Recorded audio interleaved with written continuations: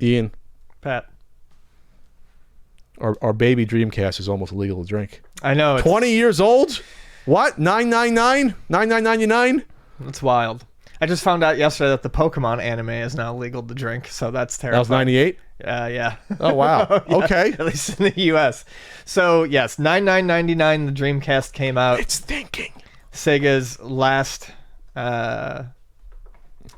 physical console. system, last console. The Dreamcast 2 is coming. Remember that Yes, from a couple years ago? I That was remember annoying. all of that. I'm waiting for that person to come say booyah to me because, they were right.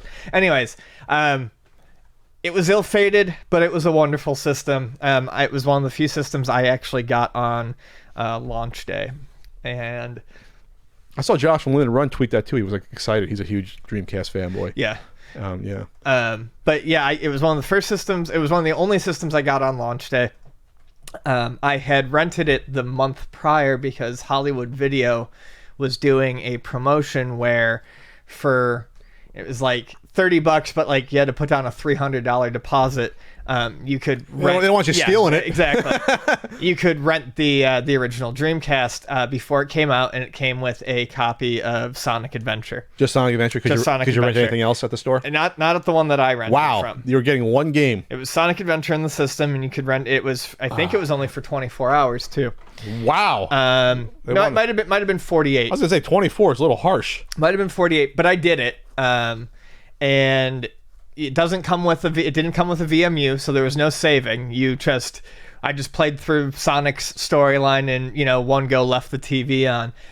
And I was immediately hooked. I was just so happy for another Sega system to be coming out. I really liked what I played of Sonic Adventure.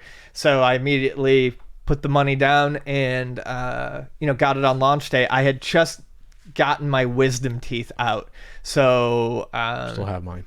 And I had, the copy of Sonic Advance that I pre-ordered with it was one of the defective ones.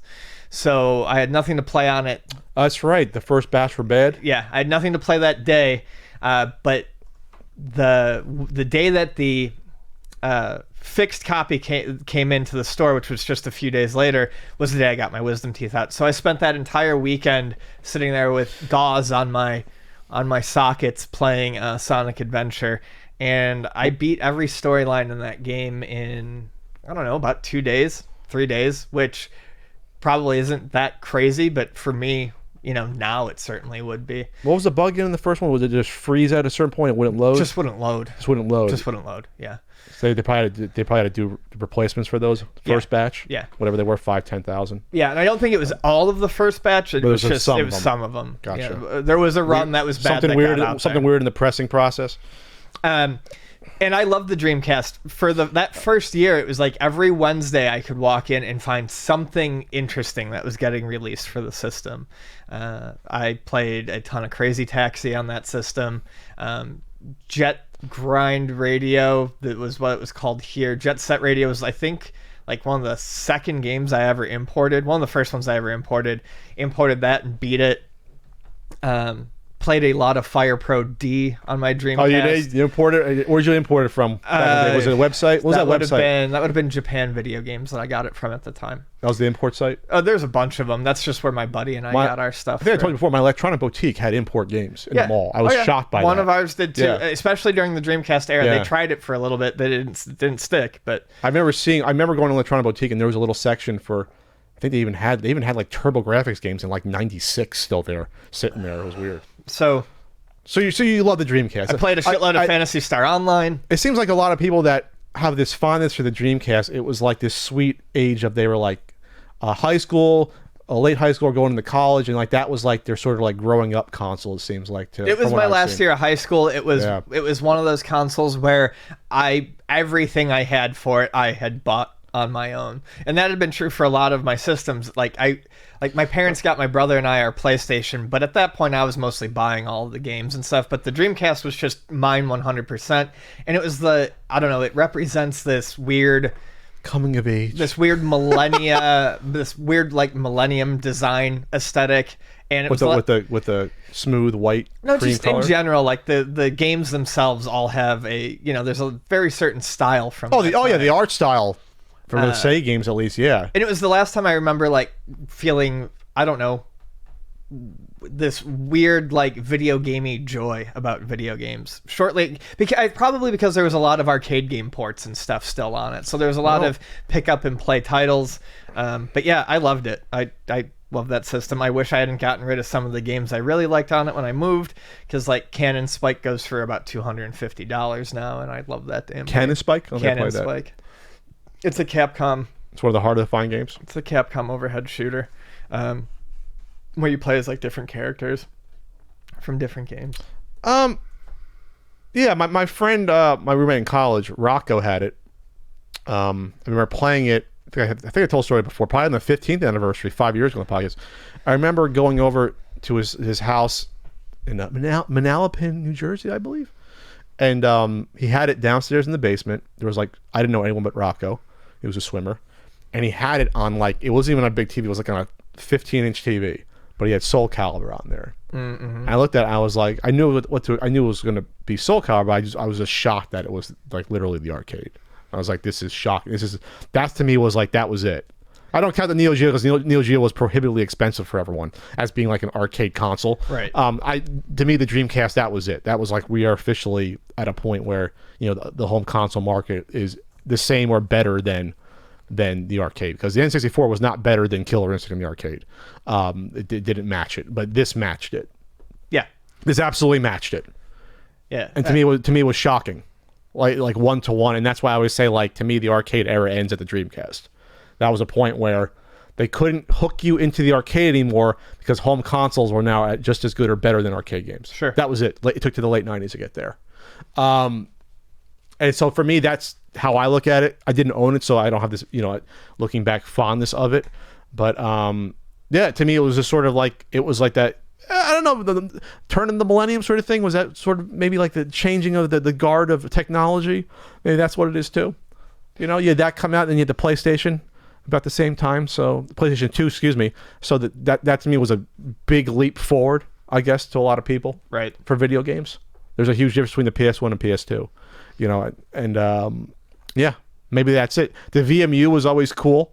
It seemed like at that point, since Sega, you know, made tons of errors, obviously, to get to that point between 32X right after this. If it was just a Sega CD, they would have been fine. But the fact that they came out with the 32X, they shouldn't have done that. They should have waited and just did the Saturn.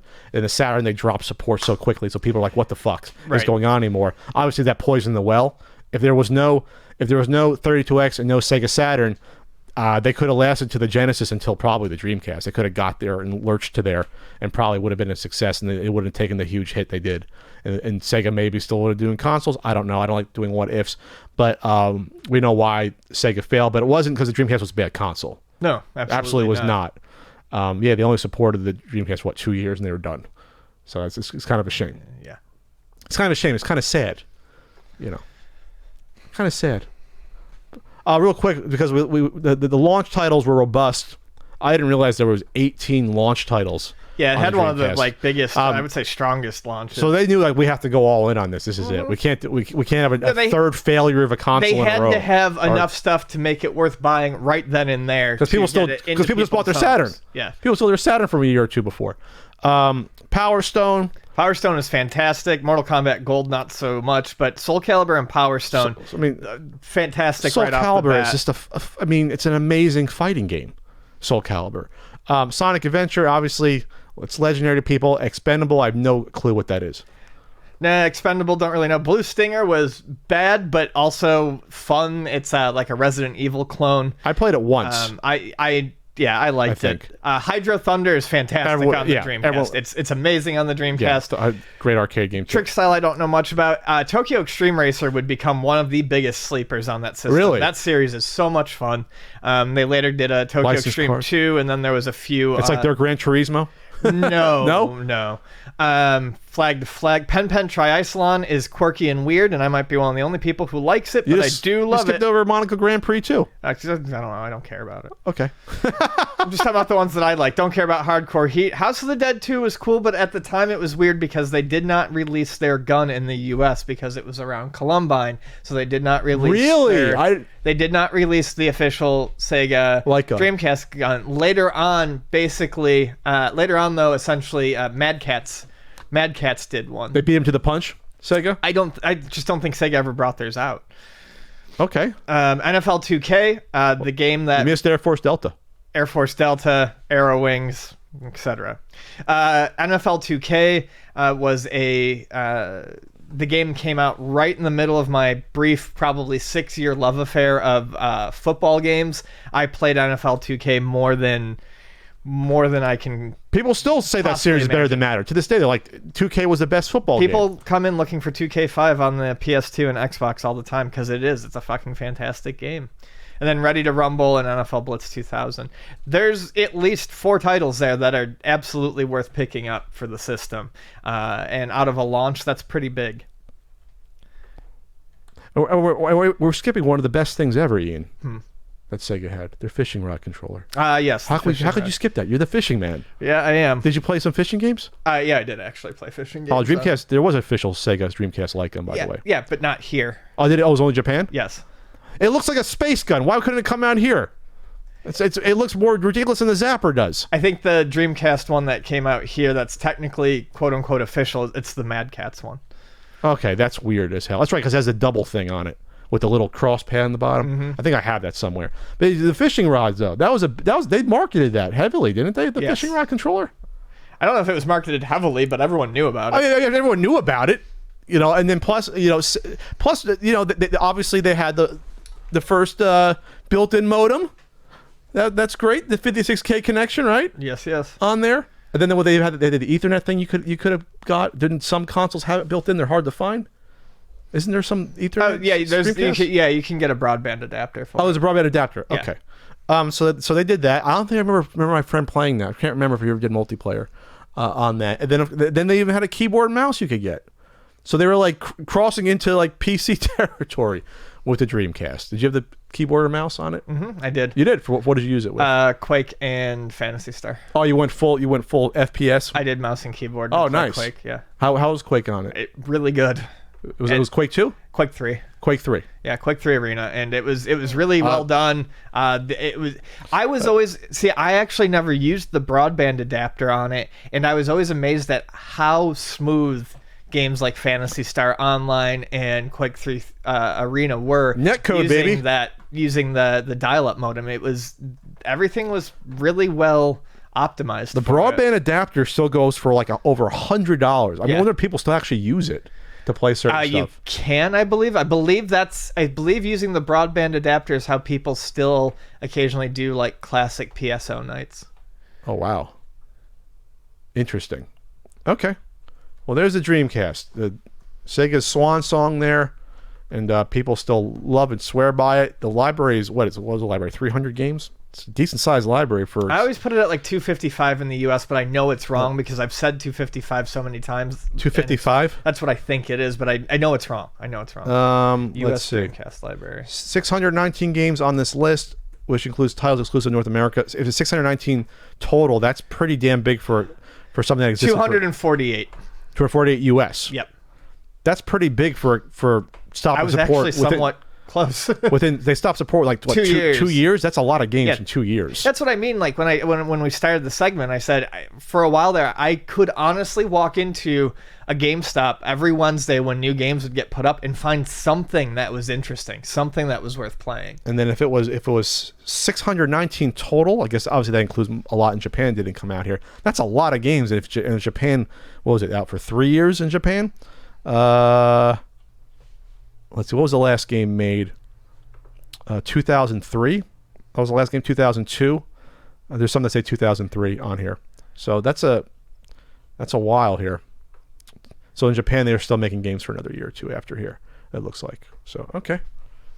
So that's a nice little system there, Ian. Nice, cute. And it was also one of those last systems that had like its own identity, right? That like library is totally unique to what we have here for the most part. Yeah, I mean there how were it there looks. were some multi-platform games, but not many. Not many. I mean, yeah, that was kind of the last system before things really started to With the Xbox and bleed PS2, together. they came together. GameCube was sort of separate. The end of the yeah. GameCube was kind of the end of that because the GameCube did hold some exclusives, and then a lot of those started filtering out as to well. the other systems, like the Capcom exclusives, Sure. especially. Some of the Sega exclusives, like the Monkey Ball games, ended up going to all the other systems. So, yeah, I mean, you still get that with Nintendo now because obviously you only get Nintendo's first-party games on their systems, but it's still not as defining of a library as something like the Dreamcast. Where so much of the third-party content was also exclusive. Sure. When to you system. see the Dreamcast game, you go, "That's a Dreamcast game." Yeah. You're not deciding, "Oh, is that the Xbox or PS2 or Right. GameCube?" All right.